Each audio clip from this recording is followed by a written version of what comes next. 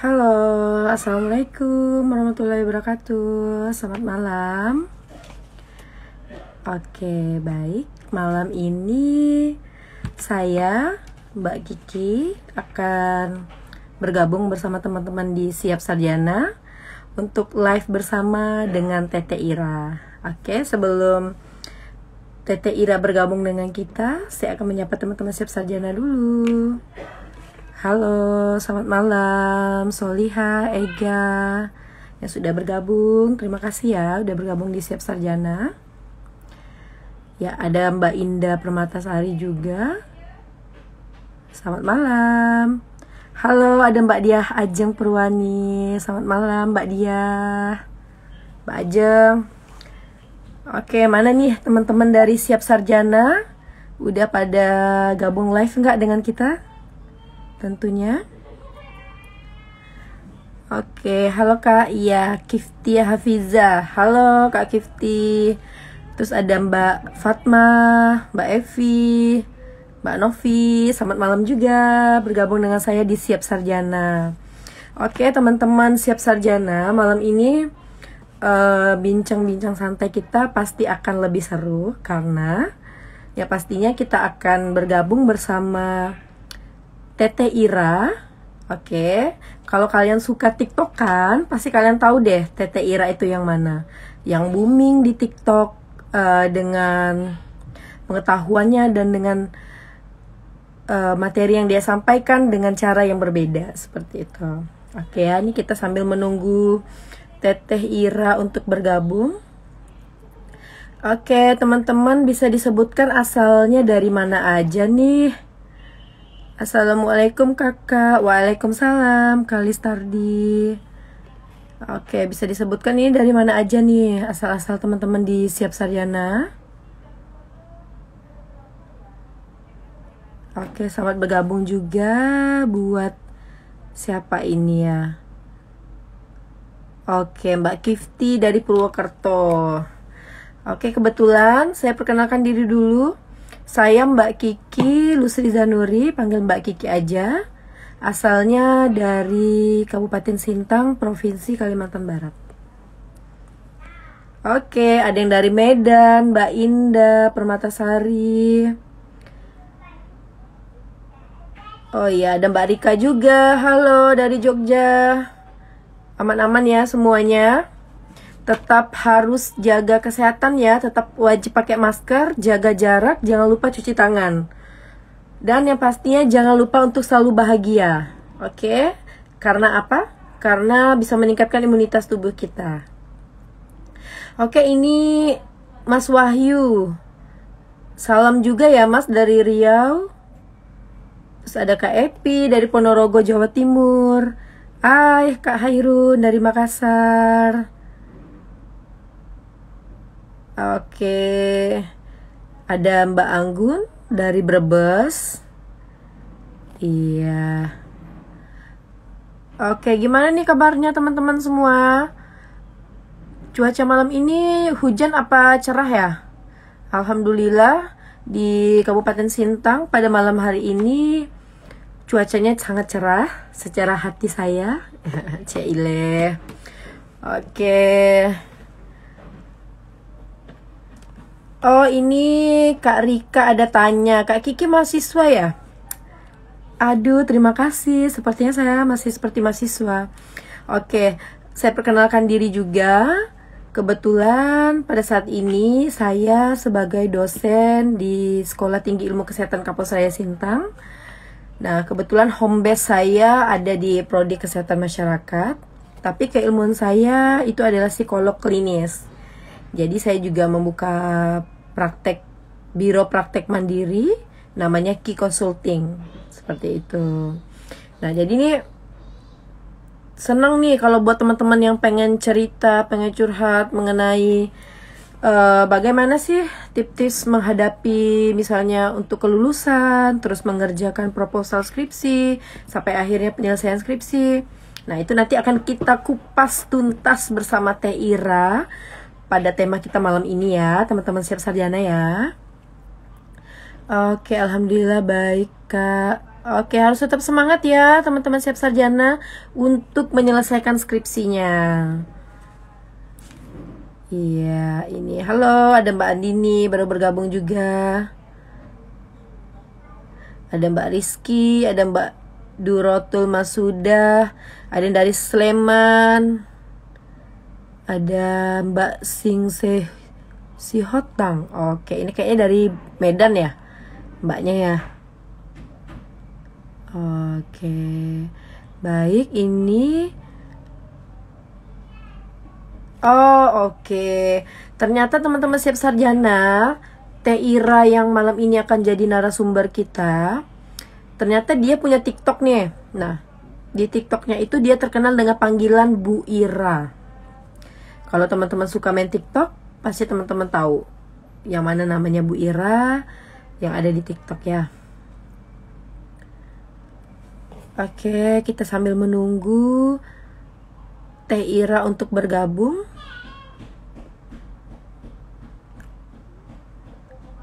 Oke, assalamualaikum kakak.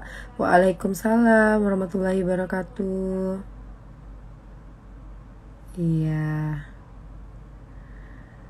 Semoga kita yang sekarang lagi live semuanya di seluruh Indonesia pastinya selalu sehat, selalu Allah jaga kesehatannya. Jangan lupa makan makanan yang bergizi, istirahat yang cukup, dan yang pasti jangan lupa ya, wajib menggunakan masker pada saat di luar rumah, wajib menjaga jarak, dan yang pastinya wajib untuk cuci tangan setiap hari.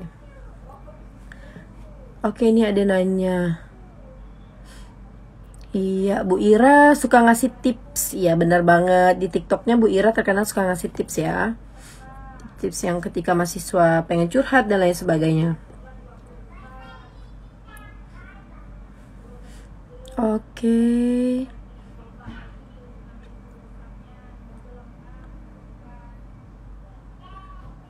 Kita sambil menunggu teman-teman yang lain bergabung ya.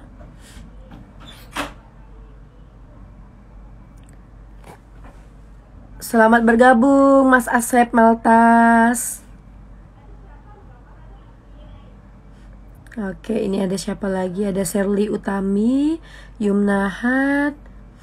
Ya, selamat bergabung juga. Andini, Abdur Boman, Edia Adit, Devi Sofianti. Oke, ini ada dari Mbak Rika nih. Semangat ngerjain skripsinya juga ya.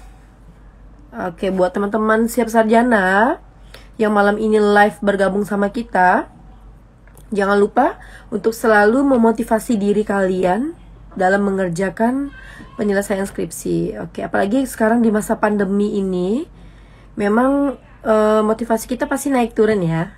Seperti itu. Jadi harus terus dipupuk semangatnya supaya kalian tetap bisa menyelesaikan tugas akhir kalian tepat waktu. Oke, ini ada dari Kalistar. Aku baru semester 5 tapi pengen tahu bekal apa saja yang harus dipersiapkan untuk skripsi nanti. Oke. Ya, nanti kita akan bahas ya. Nah, ini udah ada Teh Ira.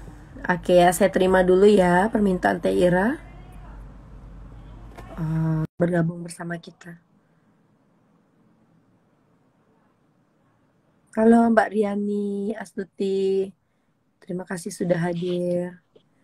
Halo Teh Ira. Halo. Halo, Assalamualaikum. Waalaikumsalam warahmatullahi wabarakatuh Teh. Kedengaran Teh suaranya? Jelas, jelas banget. Suaraku kedengeran nggak? Jelas banget Teh. Jelas banget. Oke, Oke. baik. Oke Teteh, sekarang kita udah gabung nih Teh di live IG Siap Sarjana. Mungkin pertama-tama Mm-mm. bisa saya perkenalkan diri dulu ya Teh ya. Silakan, Iya, silakan. oke. Oke, baik. Halo, Assalamualaikum warahmatullahi wabarakatuh. Teman-temanku semua dari Siap Sarjana. Nah, malam ini kita bergabung bersama narasumber kita, yaitu bernama Dr. Ira Mirawati, SOS MSI. Oke, benar ya Teh ya? Betul, Cakep betul. banget. Oke, saya bacakan dikit ya, Teh ya. Nah, Tete Ira sekarang bekerja sebagai dosen dan peneliti di Universitas Padjadjaran Bandung. Oke. Sekarang masih menjabat sebagai sekretaris prodi di manajemen komunikasi Vkom Unpad ya, Teh ya? Enggak. Oh, Sekarang udah itu enggak. jabatan sekretaris prodi udah nggak ada. Oh, udah Jadi enggak ada. saya free. Makanya bisa bikin TikTok. Oh, gitu. Iya. Oke, mungkin Teteh bisa eh, Teteh menyapa dulu teman-teman siap sarjana Teh malam ini sebelum kita mulai bincang-bincang santainya. Oke, Oke, silakan halo Teteh. teman-teman. Teman-teman semua di Siap Sarjana, selamat malam ya. Senang banget nih saya hari ini diundang oleh tim Siap Sarjana untuk kita bisa sharing-sharing lah ya seputar masalah skripsi Iya, ini benar seperti apa banget. gitu. Benar banget. Iya. Teteh udah berapa lama Teh kerja sebagai dosen Teh? Aku itu jadi dosen dari sejak tahun 2005 ya, terus jadi PNS-nya 2008. Oke. Sudah lama ya. Iya, udah cukup lama ya Teh ya. Dulu S1, S2, Hmm. S3-nya Teteh mungkin bisa cerita sedikit Teh? Lulusan dari mana Aku di gitu. Nah, biar teman-teman siap sarjana sini. tahu. Oke. Aku S1, S2, S3 Iya. semuanya di Unpad di situ ya. Oh, oke, Jadi diumpat. nggak kemana-mana sih di situ aja kan. S1 di manajemen komunikasi, terus S2-nya ilmu komunikasi, S3-nya juga ilmu komunikasi. Karena apa waktu S2 sama S3 kan sudah menikah dan saya termasuk yang nggak dapat izin untuk pergi gitu ya. Jadi di Oh, jadi tetap setia ya Teh ya dengan Unpad ya Teh ya. Iya dong. Iya, dan akhirnya menjadi dosen Unpad juga. Luar biasa Oh, ya oh. buat Teh Ira. Oke Teh, malam hari ini kita akan membahas sedikit seputar bagaimana sih Teh tips sukses saat seminar proposal skripsi. Nah, mungkin Oke, oke. dari pengalaman Teteh Ira bisa berbagi ke teman-teman siap sarjana nih yang lagi mulai Mhm. nyusun nih untuk proposal skripsinya. Tipsnya pada saat seminar nanti gimana sih kayak gitu. Mungkin Teteh bisa ceritain Teh dari pengalaman Teteh gimana? Oke, mungkin aku ceritanya dari sejak mencari judul skripsi ya, Iya, karena boleh, itu boleh. yang banyak pak banget dicurhatin mahasiswa itu, yang DM IG-nya belum kejawab itu karena banyak banget ya, jadi satu-satu aku Iya, jawabin ya. benar-benar. Oh, itu rata-rata adalah kesulitan mencari judul. Meskipun sebenarnya skripsi itu kan yang pertama itu tahapnya bukan nyari judul ya, Iya, tapi nyari masalah, nyari benar banget. Tapi cuman kan sebenarnya nggak salah juga sih nyari judul karena kan masalah kita itu tergambar di judul gitu ya. Iya, Dan rasanya kalau udah punya judul tuh kita jadi tenang.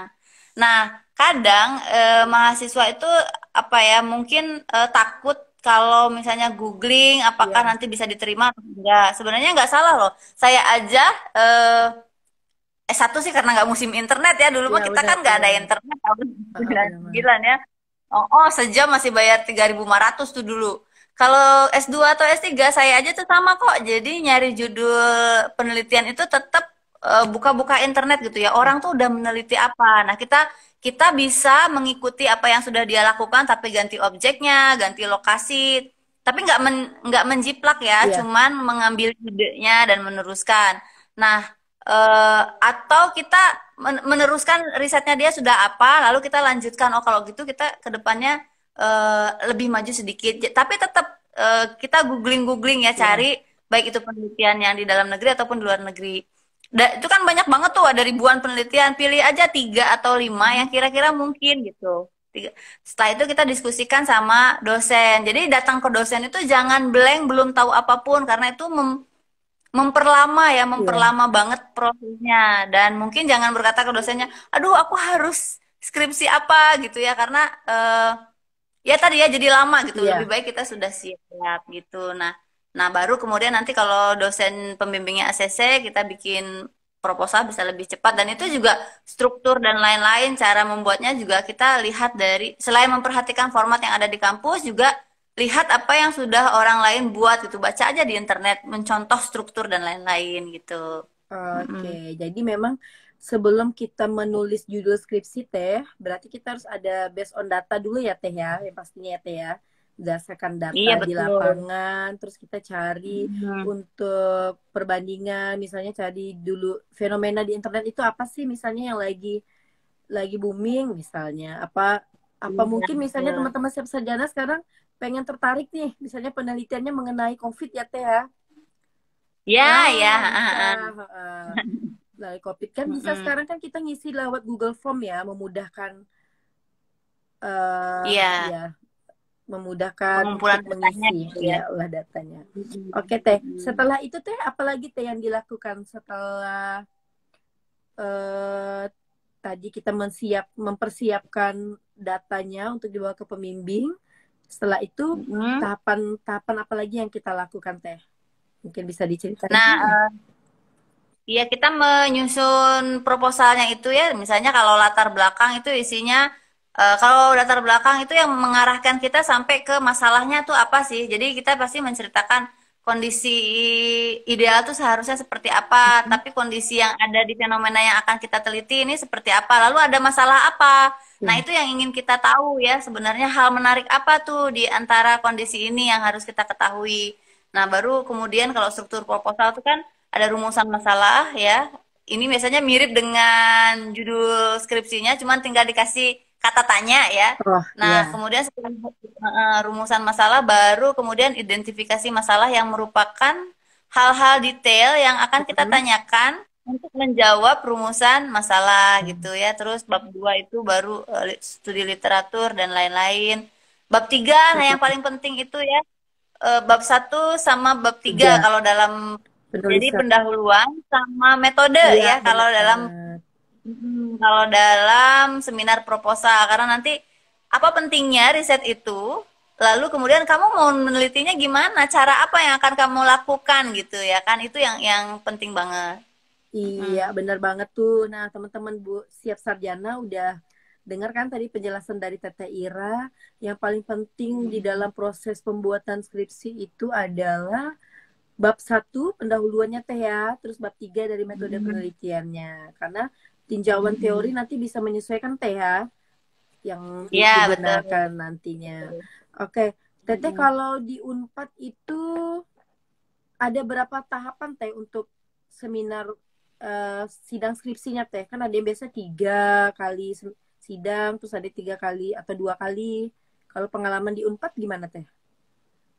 Itu beda-beda sebenarnya Mm-mm. di tiap prodi ya. Iya. Beda-beda. Bukan hanya di tiap fakultas yang beda, bahkan di tiap Oh, prodi tiap juga prodi bisa. juga beda ya teh ya? Ya, Mm-mm.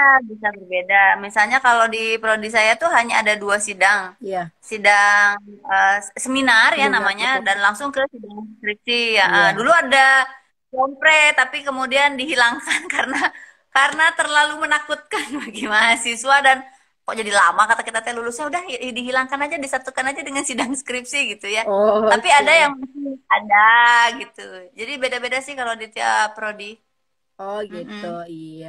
Jadi menyesuaikan lagi nanti ya di setiap kampusnya dan di setiap prodinya. Karena belum tentu juga satu Mm-mm. kampus punya beberapa Ya. prodi itu sama dari penulisannya, terus dari tahapannya. Oke teh, ini ada Tapi dari prinsipnya sama. teman-teman. Ya, Hmm. gimana teh? Prinsipnya sama, terus jadi yang pasti itu ada sidang eh, usulan penelitian ya, atau seminar usulan penelitian. Iya. Terus biasanya ada yang pakai sidang komprehensif. Kalau sidang komprehensif itu sidang keseluruhan. Artinya dosen itu akan menanyakan mata kuliah dan lain-lain di luar skripsi. Nah, baru kemudian biasanya sidang skripsi Nah, gitu. Hmm. oke. Nah, nah, ini Teh Ira, saya sambil baca-bacain komen-komen dari teman-teman sarjana ya, Teh. Nah, Boleh, boleh. ini ada yang bilang, aku udah ngikutin Bunda Ira di TikTok. Waduh, banyak nih penggemarnya Teteh Ira nih di TikTok nih. Kebetulan juga saya di sini kan ada sanggar nih Teh, sanggar tari daerah ya. Nah, Mm-mm. kebetulan yang Mm-mm. baru kuliahan semester 5 nih, adik-adiknya nari nih, saya tanya kenal nggak nih sama Bunda Ira atau Ibu Ira yang di TikTok. Wah, kenal kenal katanya, bilang itu kan terkenal katanya. Waduh, Tete Ira terkenal ternyata di TikTok ya, followernya banyak sekali. Jadi buat teman-teman siap sarjana, boleh follow Mm-mm. TikToknya Tete Ira. Jadi nanti di situ biasa Tete Ira banyak mendengarkan curhatan para remaja ya Teh ya. Banyak macam Iya. ya Teh ya. Oh, kalau di sana dipanggilnya nggak teteh, dipanggilnya ibu. Oh Bunda iya, malahan ada. iya. Di TikTok Ibu Ira ya Teh ya. Mm-mm. Oh Bunda, iya. cukup nggak dipanggil Bunda. mama. Iya, nggak apa-apa. Oke Teh, nah ini Teh ada pertanyaan nih dari teman-teman. Izin nanya Bu, saya mahasiswa baru di salah satu universitas swasta di Kalimantan. Skripsi itu minimal berapa lembar ya Bu? Waduh, ini ada nanya ini. Skripsi itu biasa minimal berapa lembar? Mungkin Teteh Ira bisa bantu menjawabnya. Nah, ini juga bergantung pada bidang ilmu ya. Kalau ini tuh, kalau di ilmu sosial biasanya Iya, kita lebih thick ya, lebih tebal karena dijabarkan. Kalau di eksakta itu lebih tipis dan tidak memperhatikan halaman karena mereka itu kan presisi hasil aja yang paling penting iya. gitu ya. Mm-mm. Tapi kalau di ilmu sosial itu nanti lebih tebal. Di ilmu sosial juga nanti ada beda lagi, ada Iya, penelitian kuantitatif, ada kualitatif. penelitian kualitas. Kalau lebih tebal lagi dari kuantitatif gitu ya. Sebagai gambaran misalnya kalau di prodi saya riset itu rata-rata di angka 150 halaman.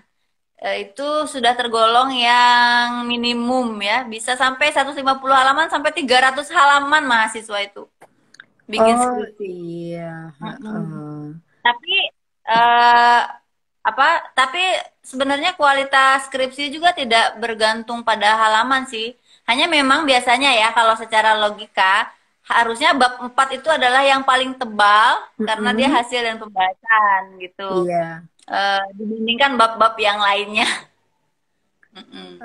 Oke, nah begitu tuh Bang Renaldi yang tadi bertanya. Jadi tergantung dari penelitian yang kamu gunain atau yang kamu pakai, misalnya nanti dalam kamu menyelesaikan skripsinya.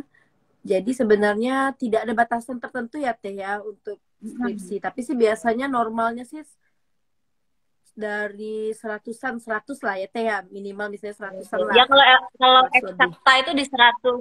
Bahkan ada yang boleh 75 halaman Oh kalau ya, yang udah eksakta boleh. ya.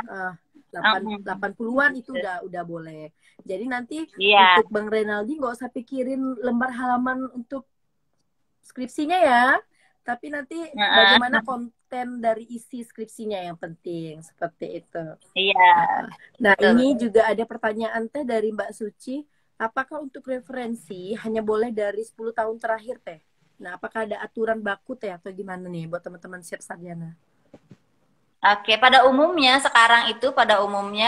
60% yang dari Mm-mm. 10 tahun terakhir. Jadi 60%, terus minimal itu 15. Biasanya pada umumnya seperti itu Iya. sudah diterapkan karena itu syarat standar ilmiah yang Mm-mm. ada di artikel ilmiah ya, artikel ilmiah. 60% 10 tahun terakhir Mm-mm. dan minimal 15 15 gitu. daftar pustaka ya Teh ya? Itu udah paling minimal. Minimal ya. Oke. Mm. Minimal daftar pustaka. Berarti itu kalau yang 10 tahun terakhir itu referensi buku atau jurnal Teh? Nah, ini buat teman-teman Sama siap sarjana. sebenarnya. Sama ya. Ya, baik buku ataupun jurnal itu kalau di Indonesia seperti itu 10 tahun terakhir. Oke, gitu. Iya. Mm. Nah, ini ada yang nanya, Ibu mau nanya nih, aku bingung banget nyari judul skripsi Prodi PAUD nih, Bu. Waduh, ini ada Mbak Nuria. Oke, tadi udah Tete Ira jawab ya, Teh ya. Kalau untuk Uh-uh. cari penelitian, nggak usah bingung dengan judul skripsinya dulu, tapi lihat dulu yang latar belakang apa yang pengen kamu ambil untuk penelitianmu, ya, Teh ya.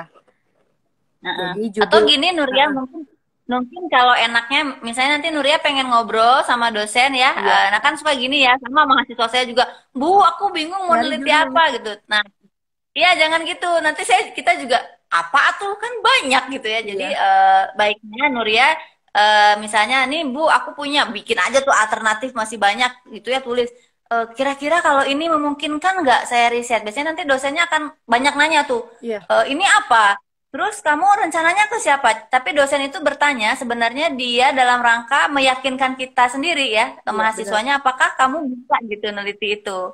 Terus nanti atau gini, kadang dia juga tahu, wah ini sih udah sering, kamu cari yang lain. Nah kan, tapi minimal kita jadi ada kejelasan. Oh kalau gini berarti yang ini udah sering. Oke, kalau gitu saya cari lagi. Jadi Nuria bisa tuh, Bu, kalau aku mau neliti ini gimana gitu. Jadi nanyanya sudah ke arah sana itu akan lebih mempercepat nantinya gitu. Meskipun Nurianya belum yakin, nggak apa-apa. Biasanya dosennya tuh akan ini apa, ngasih gitu ya, ngasih pandangan gitu. Oh, oke. Nah, itu berarti kalau misalnya nanti Nuria bingung, nanti akan dibimbing oleh dosen pembimbingnya juga ya, Teh ya. Yang tadi seperti Iya, Teh betul. sampaikan.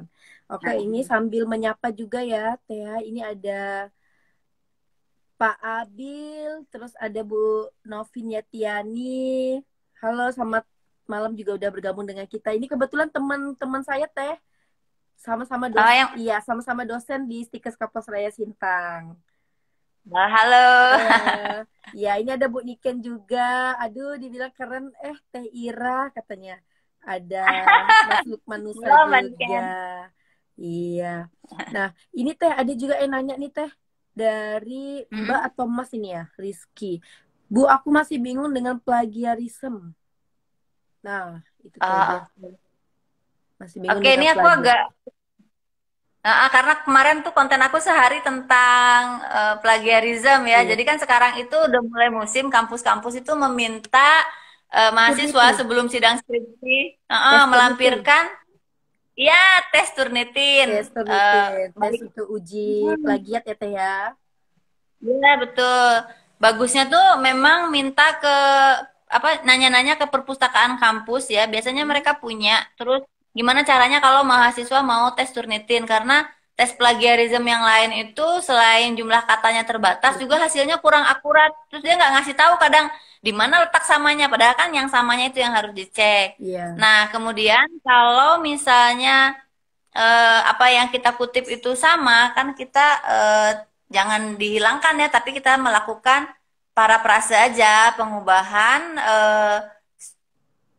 tata bahasa, Iya. terus penggunaan katanya, tapi tetap dengan makna yang sama gitu, gitu mungkin. Nah, Rizky kalau nanti misalnya belum paham secara lebih khususnya, boleh ditanyakan lagi mungkinnya di bagian yang mananya nih tentang plagiarism gitu. Oke. Mm. Ada batasan Teh kalau di tempat Teteh Teh kalau untuk lulus uji plagiarisme di tes Unitenya berapa persen Teh? Kalau di Unpad. Kalau di rata-rata itu di 25 atau 20 ya sebenarnya sekarang kalau kampus untuk plagiarism. Jadi baiknya di bawah itu. Terus kadang-kadang sih ada ya, ada yang mewajibkan, tapi kadang ada yang kalau di prodi kita nggak mewajibkan mahasiswa cek plagiarism Mm-mm. sebenarnya, Iya. karena biasanya kan kalau mahasiswa yang ngecek kan semua bisa di-exclude. Ya Iya. kan? Jadi Turnitin itu bisa di-exclude. Misalnya ada yang kemarin bertanya, kalau hukum itu kan pasal-pasal pasti harus sama. Masa kita parafrase, kan nggak Iya, mungkin. benar banget. Itu kan bisa di-exclude. Sama hal-hal lain juga bisa di-exclude. Jadi biasanya yang ngecek Turnitin kalau di prodi kami itu kami gitu ngecek. Dan itu juga hanya dilakukan pada skripsi-skripsi yang judulnya udah sering banget skripsi itu. Jadi kita biasanya cek Turnitin gitu. Nanti pas sidang baru tuh, atau pas mau sidang, wah ini kamu nggak bisa nih, masa kemarin kita cek plagiarism kamu masih di angka, kamu 40% loh Iya, itu gitu masih ya misalnya ya. masih tinggi gitu Nah, ya Teh ya. iya ya gitu. Oke. Nah, ini Teh ada pertanyaan juga nih Teh dari Telin Hon. Abang nih kayaknya. Bu Ira, kira-kira apa saja pertanyaan umum saat seminar proposal? Kebetulan saya akan melakukan seminar proposal minggu depan. Terima kasih, Bu. Wah, ini kebetulan banget nih teman-teman siap sarjana teh mendapatkan ilmunya malam ini. Oke, jadi kalau seminar proposal itu yang akan ditanya pertama ya judul. Pasti Judul. dari judul itu katanya itu akan ditanya. Misalnya ya, misalnya kita mau meneliti eh, motif, motif gitu, motif membeli gitu ya, eh, motif berperilaku itu kan ditanya, motif itu apa, perilaku itu apa. Jadi Iya, ditanya tuh, misalnya kita akan meneliti pacaran jarak jauh, kan ada tuh ya sekarang misalnya ya LDR. Memangnya iya. pacaran itu apa? Jadi konsep-konsep yang ada di judul itu akan ditanya oleh dosennya, kecuali kata sambung. Ya, Nah, terus kenapa memilih objek tersebut yang ada di judul juga? Ada apa memangnya dengan dia? Ada apa dengan brand itu? Kenapa kamu ingin meneliti ya gitu? Terus Iya. dari latar belakang nanti memangnya ada masalah apa gitu ya? Terus kondisi objek itu kenapa sampai kamu mau mengangkat dia? Apanya yang menarik? Nah, itu. Terus rumusan masalah dan rumusan masalah enggak karena dari judul. Biasanya kalau ditanya di judul udah habis gitu ya. Jadi rumusan masalahnya nggak ditanya lagi.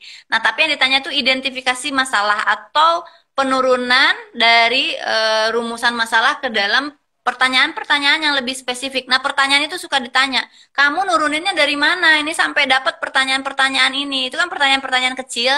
Ya, identifikasi masalah itu adalah pertanyaan-pertanyaan yang lebih detail untuk Iya. menjawab masalah atau pertanyaan utama penelitian kita. Nah, itu nanti dia suka nanya, ini kamu pendapat siapa sampai bisa menurunkan pertanyaannya ada 5? Nah, itu ditanya tuh pasti. Jadi kita harus tahu itu kita turunkan dari mana ya. Hmm. Terus yang akan ditanya kalau kalian kuantitatif teorinya, emangnya kamu apa asumsi teorinya? Kenapa kamu pakai teori itu? Ya, biasanya tanya. Dan kemudian yang akan ditanya banget lagi adalah di metode ya. Penelitian. Oh, kenapa kamu pakai metode ini? Kenapa nggak yang itu? Emangnya kamu tahu berapa metode itu dan lain-lain? Kenapa sampelnya itu? Kenapa informannya itu? Memangnya kamu mungkin melakukannya ke sana? Nah, gitu ya. Jadi itu metode pasti ditanya tuh gitu. Hmm. Tapi sebenarnya ya, kalau misalnya dosen melaksanakan fungsi seminar usulan penelitian dengan baik, itu tuh harusnya jangan takut karena Iya. kalau yang namanya dosen seminar harusnya ya, fungsi kita itu bukan hanya nggak bisa ini ditolak, nggak kayak gitu. Harusnya harusnya ya mungkin Teh Kiki juga udah biasa Iya. kita kalau ada yang seminar gitu ya, ini nggak bisa gini. Baiknya tuh kamu seperti ini, Iya. gitu kan? Kita ya Iya. biasanya mengarahkan kalau kalian itu benar-benar menjalankan fungsinya dalam seminar. Jadi semestinya jangan takut karena pasti bisa tapi nanti diarahkan gitu ya atau kalaupun diganti misalnya objeknya kamu jangannya ini harusnya tapi diganti misalnya sekolah A jangan ini harusnya coba sekolah B gitu ya ini kan datanya lebih bagus dan lain-lain atau kamu mau meneliti objeknya itu kalau gitu bukan itu yang ditelitinya itu harusnya diarahkan oleh dosennya gitu. Mm-mm. Oke. Nah, itu buat Bang Teli. Jadi nggak perlu takut ya, Teh ya. Apalagi kalau Mm-mm. Bang Teli udah ngerjain proposalnya sendiri, dibaca berulang-ulang, pasti nanti akan memahami dan tahu apa isi dari rancangan penelitiannya seperti itu. Jadi memang fungsinya dari Mm-mm. dosen pembimbing dan penguji juga pasti pada saat nanti di seminar akan mengarahkan ya, Teh ya. Enggak, Iya maksudnya betul. kadang takut nih Teh, kadang mahasiswa ini takutnya aduh belum seminar tapi nanti takut nggak lulus, nggak bisa diteruskan dan lain sebagainya karena harus ada ACC untuk melanjutkan. Oke, kamu lulus dengan revisi misalnya seperti itu. Nah, jadi Mm-mm. perasaan-perasaan itu yang kadang mempengaruhi dari mahasiswa itu sendiri akhirnya ya maju mundur nih Teh biasanya untuk konsul, proposal skripsinya Mm-mm. dan lain sebagainya seperti itu. Nah, Mm-mm. kalau Padahal dari jangan takut loh sama ya, revisi ya. Aku juga selalu revisi ketika S3 juga. aduh, S3 lebih susah ya Teh ya, Jadi kayaknya ya Teh ya. mm, sama waktu S1 juga ya bimbingan sama dosen nggak bisa Ra ini tuh kamu salah kalau gini coba cari gitu ya ya udah oke gitu ya. Jadi dijalanin aja karena orang-orang juga mengalami itu semua gitu. Mm-mm. Oke, iya. Nah, itu ya tadi teman-teman. Nah, ini ada juga dari Bang Kojek izin nanya, Bu, saya S1-nya ekonomi nurut orang tua. Tapi untuk S2-nya, saya nggak tertarik melanjutkan Mm-mm. ke ekonomi. Saya tertariknya ke teknik. Apa saya ke depannya akan hadapi kesusahan dalam mencari kerja nanti? Wah, ini Kalau kekhawatiran teman-teman siap kalau sarjana nyari nih, Teh. kerja Kalau nyari kerja kayaknya enggak ya. Kamu kalau ahli ekonomi terus ahli teknik, wow ya itu combo gitu loh. Iya. Mungkin yang harus diperhatikan adalah justru kesulitan ketika belajarnya karena dari ekonomi ke teknik itu kan lumayan dunianya baru ya. Eh, jadi pasti tapi biasanya sih kampus ini kok kampus menyediakan program namanya matrikulasi. Jadi kita diberikan pembekalan untuk bisa masuk dan mempelajari ke dunia teknik itu. Kalau kerjanya mah enggak, itu malah combo itu ya beruntung sekali orang yang bisa mendapatkan karyawan udah mah dia memiliki kemampuan ekonomi, dia Nomi. juga memiliki kemampuan teknis Iya. gitu. Mhm. Oke. Nah, ini ada dari temanku nih Teh, sesama dosen di Stikara Mhm. Stikes Kampus saya Sintang Teh, mau bertanya Bu, Mhm. kalau referensi dari artikel ilmiah, deskripsi berapa minimalnya Bu? Ada minimal nggak Teh? Misalnya harus artikel ilmiahnya berapa kayak gitu. Ya itu tadi 60% dari daftar pustaka kita. Daftar Mm-mm. pustaka kita itu minimal 15 dan 60%-nya itu harus jurnal. Terus biasanya kalau di misalnya ya tradisi di Vkom Unpad itu adalah untuk penelitian Mm-mm. terdahulu itu minimal yang ada dalam matriks itu kita bikin matriks perbandingan penelitian kita dengan penelitian orang Iya. minimal itu 5, minimal 5 gitu ya, ada apa kita membandingkan riset kita dengan riset orang gitu. Oke, nah seperti itu ya Pak Abil ya. Nah, ini dari Mbak Alif nih Teh. Izin bertanya Bu, bagaimana Mm-mm. cara mencocokkan dan mencari teori dengan penelitian yang akan kita teliti? Nah, oke, ini hampir sama Mm-mm. ya Teh ya tadi ya. Mencocokkan dan mencari teori dengan penelitian yang akan kita teliti. Oke. Pertama kalau kita mau nyari teori kita googlingnya kita carinya itu adalah konsep utama apa sih yang ingin kita uji ya. Nah, lalu baru kita cari teori-teori apa aja yang membahas tentang hal tersebut. Terus kemudian kita lihat asumsinya nyambung nggak dengan apa yang ingin kita uji dalam skripsi kita gitu ya.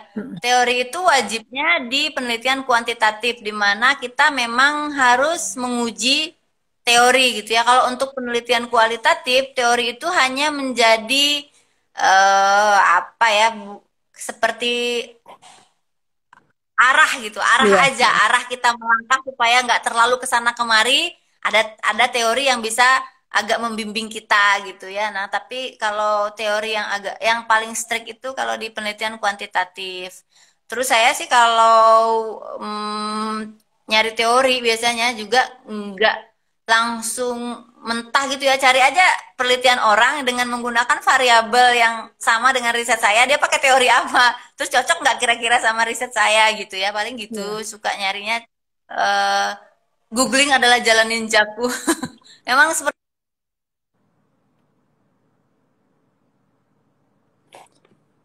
Oke, ini sinyalnya Teh Ira agak tersendat dikit, teman-teman siap sarjana. Oke. di Nah, Ya, tadi agak sinyalnya agak ini muter dikit ya Teh ya. iya betul. Iya, sempat sempat keputus dikit. Oke, nah itu ya Heeh. tadi ya teman-teman siap sarjana ya. Jadi antara apa tadi Teh teori dengan ininya ya, Mm-mm. Jadi dari apa konsep utama konsep yang utama ditelitinya yang apa, terus ditelitinya apa? cari teori yang membahas tentang konsep itu gitu. Iya. Nah, di sini juga ada nih ditanya Teh. Bu, kasih tips dong agar skripsi bisa cepat selesai selama masa pandemi. Nah, karena proses bimbingannya Oke. secara daring. Nah, gimana nih Teh? Buat ngadapin dosen Oh, oh. pembimbing. Saya Ya, tuh agak sebenarnya ya, kita mungkin sesama dosen nih di sini ya, saya sama Teh Kiki ini sama-sama ya, dosen.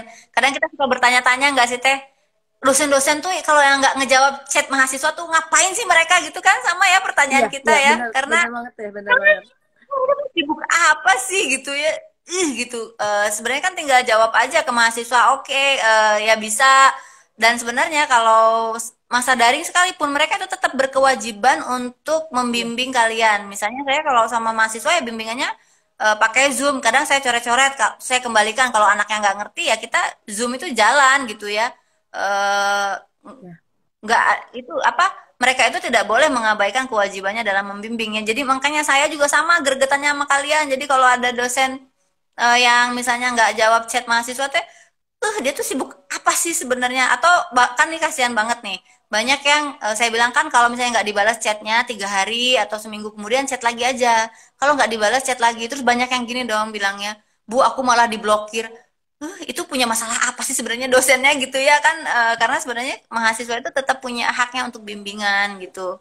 Nah, ini ceritalah ya Iya, gitu lah ya, karena ya tadi ya dosen juga banyak yang baik tapi kita tidak memungkiri ada juga yang susah ditemui gitu.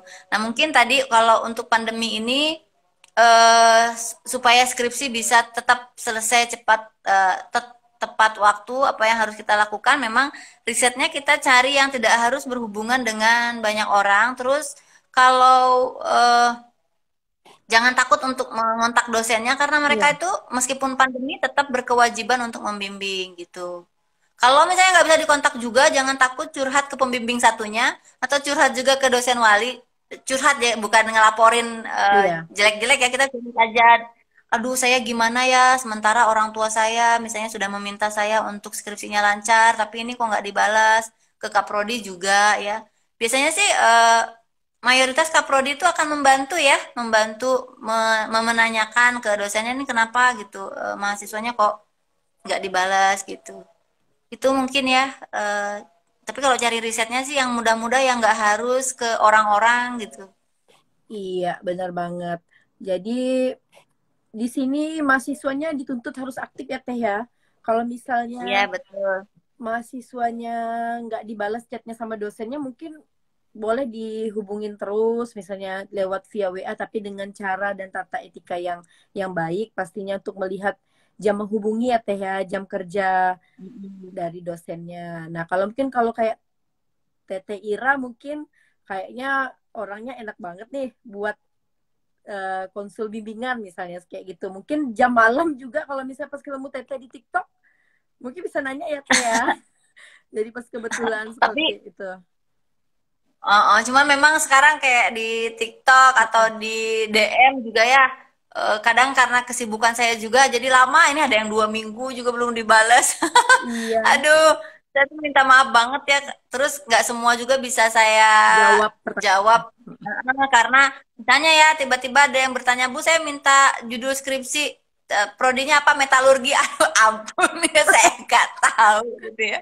Aduh, gitu.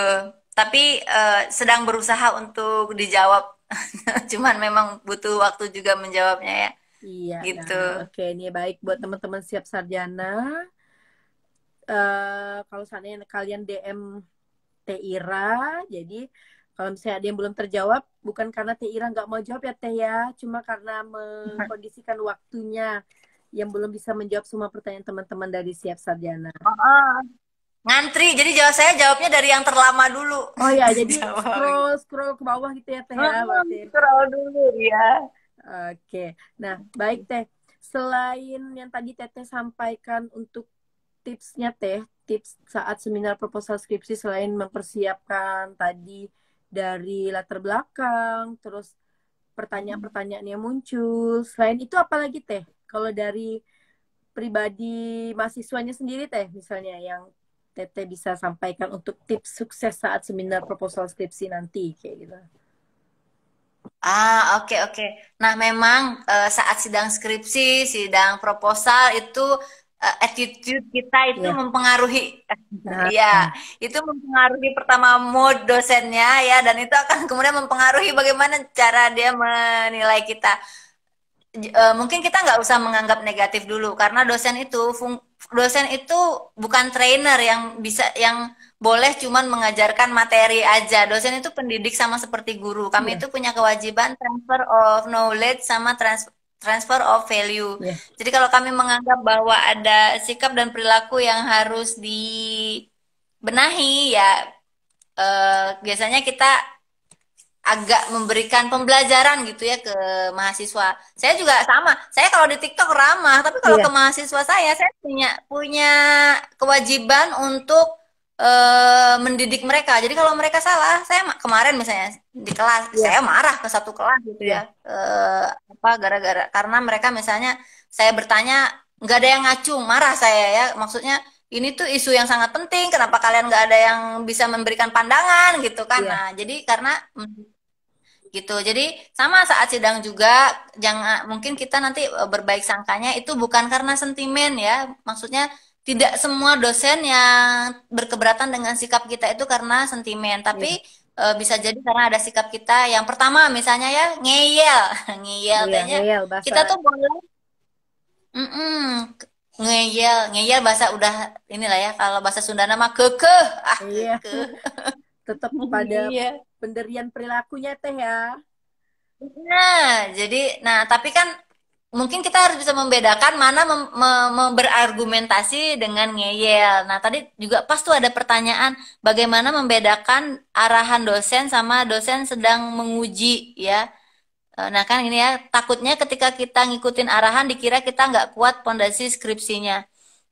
Sebenarnya itu mungkin lebih ke cara kita menjawab juga sih. Jadi kalau dosen bertanya, kita tuh jawabnya honest aja, Iya. jujur. Maksudnya, ini bagaimana nantinya? Oh, ini seperti ini gitu ya. Terus kata dosennya, tapi bagaimana kalau ini? Kalau menurut saya harusnya ini gini gitu ya.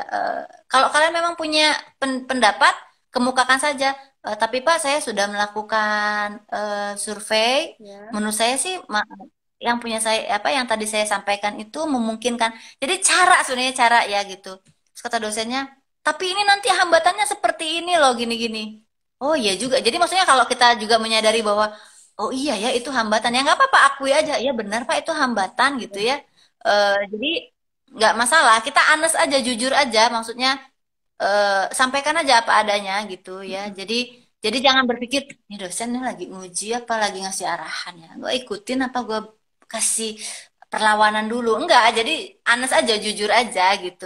Dan caranya tetap sopan. Jangan, biasanya yang agak mengesalkan itu kalau kita dosennya belum selesai, terus sudah, oh, tapi Pak, ah gitu ya. Kata-kata Hmm, pertamanya tuh udah, tapi Pak, tapi Bu. Nah iya. itu ya, jadi mungkin terima kasih. Jadi pertama tuh ya kita tuh wajib berterima kasih dulu. Terima kasih Pak gitu ya. Kalau dia pertama nanya gitu pertama terima kasih Pak atas masukannya. Menurut saya, nah gitu-gitu. Jadi tentang the way to speak-nya gimana Iya. kita berbicaranya itu gitu. Tetap menjaga kesopanan gitu ya. Oke, itu Oke. mungkin ya. Iya, oke, baik teman-teman siap sarjana. Jadi etika dari kita yang akan melakukan seminar proposal skripsi itu sangat penting karena bisa mempengaruhi proses semuanya. Jadi kalau dari Mm-mm. awal kita itu sikapnya sudah baik ya Teh ya, otomatis kata Mm-mm. orang Jawa bilang nyenengi dulu. Jadi kan kita mau masuk rumah Mm-mm. nih harus nyenengi dulu nih sebagai tamu. Nah setelah itu baru kita akan dijamu dengan baik. Nah jadi buat teman-teman siap sarjana nggak usah takut. Kalau ada perasaan gugup dan cemas itu pasti ya Teh ya, Mm-mm. pasti terjadi. Maksudnya tuh itu suatu Pasti. yang wajar kayak gitu. Iya. Ah. Tapi jangan sampai rasa cemas, rasa gugup kita itu membuat kita lupa dengan apa yang akan kita sampaikan Mm-mm. di seminar proposal kita. Oke. Iya, Ah. sebenarnya jangan takut sih ya. Maksudnya kalau kita tadi ya kuncinya adalah kalau kita mengerjakan skripsi kita sendiri, insya Allah pertanyaan mereka itu paling kalau kita lupa dikit nanti oh ya, jadi tetap ingat. Jadi jangan takut. Kalau masalah takut ngeblank, nggak apa-apa kok, nggak Iya, kok. benar. Biasanya kalau udah di dalam ruangan nggak akan terjadi malahan. Iya. Karena gini ya Teh ya, pengalaman kita sebagai dosen pembimbing dan penguji ya Teh ya, yang saya juga alami dengan mahasiswa. Kadang kalau kita lihat mahasiswanya diam terus ini, karena juga dosen pembimbing atau pengujinya juga jadi gregetan ya Teh ya. Oke, ini sinyalnya Tete Ira lagi agak tersendat dikit ya, teman-teman siap sarjana ya. Oke, saya lanjutkan dikit ya. Jadi kalau misalnya, oke, Tete Iranya meninggalkan obrolan kita. Oke, sambil menunggu ya. Oke, baik. Sambil saya add, kirim permintaan. Sambil menunggu Tete Ira menerima. Karena mohon maaf ya teman-teman siap sarjana, ini mungkin sinyal dari Tete Iranya agak terganggu. Oke, selamat bergabung lagi Teh. Tadi sinyalnya sempat terganggu ya Teh, jadi keluar ya Teh ya. Enggak, katanya di HP aku ada tulisan excessive temperatur hot, jadi Oh, mati. oh gitu. Jadi Aduh, tadi malu teman, lah HP-nya. Ya Allah. ya oke oke. Ya, waktu kita juga kurang lebih tidak banyak lagi nih Teh. Jadi Mm-mm. bisa sambil menyimpulkan tadi dengan apa yang Teteh sampaikan, bahwa ketika tips sukses saat seminar proposal skripsi itu selain menyiapkan materi dari seminar proposal skripsi kita, attitude kita di dalam saat proses seminar Mm-mm. juga sangat menentukan. Terus mungkin mengurangi rasa cemas dan gugup ketika Mm-mm. kita mau seminar ya Teh ya, karena Iya, ketika betul. saat seminar kita ngeblank atau nggak bisa jawab itu sesuatu yang biasa seperti itu. Jadi Iya. nanti jadi nanti dosen pembimbing atau dosen pengujinya pasti nanti akan mengarahkan, walaupun misalnya Teh ya Mm-mm. ada dosen yang dia itu setelah marah dulu baru dia memberikan arahan. Kan ada tipe-tipe karakter Iya. dosen ya Teh ya. Mungkin kalau Iya. kalau dosen-dosen di Bandung sih saya rasa lemah lembut semua, dan pastinya mahasiswa nggak terlalu terbebani. Tapi kalau orang Kalimantan dan lain sebagainya, mungkin kalau dengar ngomong aja dikira orang kayak mau marah nih Teh, padahal sebenarnya kita nggak marah ya Teh ya, Mm-mm. karena Tapi mungkin juga harus ini sih, kadang kita kalau lagi nguji itu ya tetap ada yang suka main peran gitu. oh Apa ya? Jadi mengetes gitu, ngetes iya mahasiswa. Jadi jangan takut kalau dosennya misalnya pakai bahasa tinggi itu, sekali lagi ya tadi nggak ada iya bukan karena sentimen, nggak suka iya sama kalian. Jadi supaya kalian juga tenang gitu. wajar. Kadang kan aduh aduh apa nih aku diserang, enggak, itu tuh kadang permainan peran juga tuh, suka berbagi peran dosen-dosen yang ada di dalam ruangan tuh ya. Jadi untuk menguji Mm-mm. mental mahasiswa ya Teh ya, yang pastinya Teh ya. Iya, betul betul. Jadi buat teman-teman siap sarjana, nggak usah takut, nggak usah khawatir, harus menghadapi dulu. Jadi kita tidak akan pernah tahu prosesnya ketika kita tidak menghadapi suatu masalah yang ada di depan kita. Mm-mm. Setelah itu baru kita cari solusinya, apakah perbaikannya banyak, apakah tidak. Yang pastinya Mm-mm. tetap pasti ada revisi ya Teh ya. Jarang jarang Iya betul. jarang sekali saya menemukan sebagai dosen, walaupun misalnya proposal skripsi mahasiswa itu sudah mendekati sempurna, tapi tetap dosen pembimbing dan penguji pada saat di ruangan tetap pasti akan mencari celah sedikit untuk perbaikan seperti itu. Ya Jadi betul betul. jadi tidak mungkin tidak ada revisiannya. Jadi malahan kalian bersyukur teman-teman siap sarjana kalau seandainya pada saat seminar proposal skripsi banyak oret-oretan. Karena apa? Mm-mm. Berarti itu tandanya dosen pengujinya sangat detail dan sangat teliti dari Setuju, iya setiap betul. dari setiap bab-babnya. Jadi nggak usah sedih. Waduh, ini kok punya aku banyak banget coretannya, punya temanku Mm-mm. kok nggak ada. Oh, bisa jadi mungkin dosennya pada saat menguji tidak teliti ya Teh ya. Seperti itu. Betul betul.